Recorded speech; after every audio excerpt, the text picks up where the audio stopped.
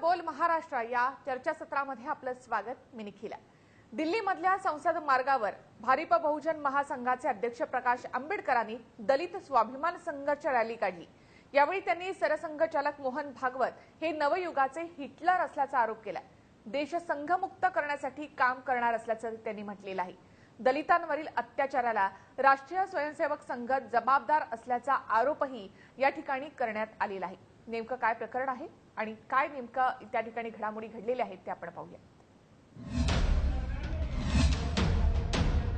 देशभरात विविध ठिकाणी दलितांवर होत असलेल्या अत्याचाराच्या विरोधात प्रकाश आंबेडकरांनी एल्गार पुकारलाय। यावेळी सरसंघचालक मोहन भागवत यांच्यावर जोरदार टीका केली। भागवत हे नवयुगाचे हिटलर असल्याचा घणाघाती आरोप त्यांनी केला। 2019 मध्ये देश संघमुक्त करण्याचा विडाच प्रकाश आंबेडकरांनी उचलला। यासाठी सर्व सामाजिक संघटना काम करणार असल्याचं त्यांनी सांगितलं। या सगळ्या सामाजिक संघटना ज्या आहेत त्या सामाजिक संघटनांना एकत्र करून लढतो आणि लोकांनाच आम्ही असा प्रश्न विचारतोय की तुम्हाला लोकशाही पाहिजे की मोहन भागवत हा हिटलर पाहिजे हे ठरवा। दलितांवरील अत्याचाराला राष्ट्रीय स्वयंसेवक संघाचं जबाबदार आहे। गुजरातमधल्या उनामध्ये दलितांना झालेली मारहाण असो की रोहित वेमुला आत्महत्या प्रकरण, सरकार बेजबाबदारपणे वागत असल्याचा आरोप त्यांनी केला। ही रॅली फक्त सुरुवात असून राज्यांमध्ये आंदोलनं केली जाणार आहेत। भागवत आणि संघावर हल्लाबोल करणाऱ्या आंबेडकरांनी रामदास आठवलेंवरही जिव्हारी लागणारी टीका केली। आठवलेंनी संघाचं मंडलिकत्व पत्करल्याची कडवट टीका त्यांनी केली। आरएसएसच्या विरोधात लढतोय, ज्यांनी आरएसएस बरोबर लग्न केलेलं आहे, मांडलिकी स्वीकारलेला आहे, किंवा दोन बायका तर नाही मला करता येत, एकाच बायको मला करता येते। त्याच्यामुळे ज्यांनी असं मोहन भागवताला बायको नाही केलेली आहे ते माझ्या बरोबर आहेत। दलित आणि शेतमजूर या रॅलीत सहभागी झालेले होते। तसंच डाव्या पक्षांनीही या रॅलीला पाठिंबा दिला होता। हे आंदोलन दिल्लीत होत असलं तरी रामदास आठवलेंना महाराष्ट्रामध्ये शह देण्याची ही रणनीती असू शकते। आता या रॅलीचे काय राजकीय पडसाद उमटतात हे लवकरच स्पष्ट होईल।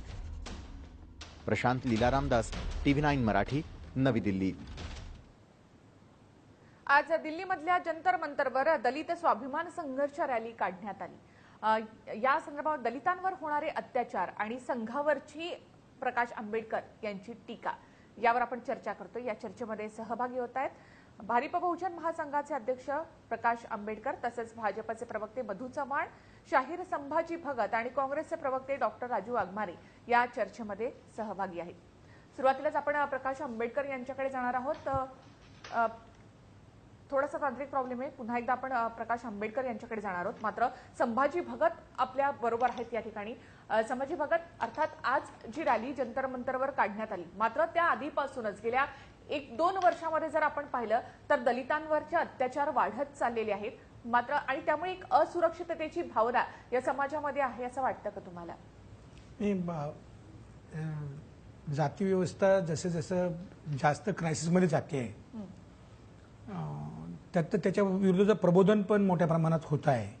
तसं तसं दलितांमधनं एक नवा वर्ग जो स्वाभिमानी आहे, जो क्रिएटिव्ह आहे, जो चांगल्या पद्धतीने जीवन जगू इच्छितो, तर अशी काही एक वर्ग तयार होतो आहे। तर याची भीती ही नेहमी परंपरावाद्यांना राहिलेली आहे। आणि अलीकडे बघितलं तर बाबासाहेबांच्या संपूर्ण एकूण या चळवळीतनं ही जी नवी पिढी आलेली आहे, या नव्या पिढीच्या बद्दलचा धसका हा उच्चवर्णीय मानसिकता असलेल्या लोकांनी घेतलेला आहे। आणि त्यामुळे अनेक ठिकाणी हे असे अत्याचार आपल्याला पाहायला मिळत आहेत। मग ते दलित मुलांनी चांगली शर्ट पॅन्ट घालून गावातनं फिरणं, किंवा जमीन घेणं, किंवा पाण्याखालची जमीन हे करायला म्हणजे पाण्याखाली जमीन विकत घेणं, म्हणजे जल जंगल जमीन यांच्यावर हळूहळू जे थोडा बहुत एक छोटा वर्ग तयार आहे की तो, आणि सरकारी नोकऱ्यांमध्ये, तर हे लोकांच्या डोळ्यावर आलेलं आहे गावागावांमधनं।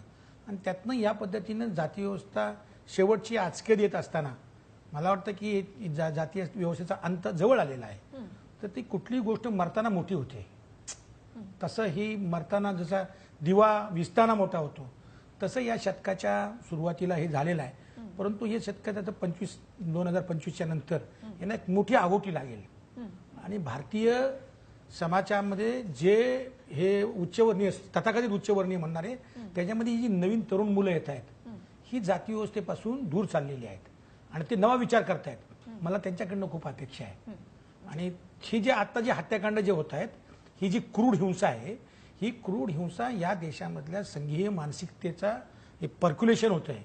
आणि त्या पर्क्युलेशन मधनं ही सगळे गावागावात हिटलर तयार होत आहेत. आणि ते हिटलरांचंही काम आहे. जे नक्कीच. अच्छा, प्रकाश आंबेडकर यांनी सुद्धा हेच म्हटलेलं आहे. प्रकाश आंबेडकरजी, अर्थात संघामुळेच दलितांवरचे अत्याचार वाढले असं तुम्हाला का वाटतं?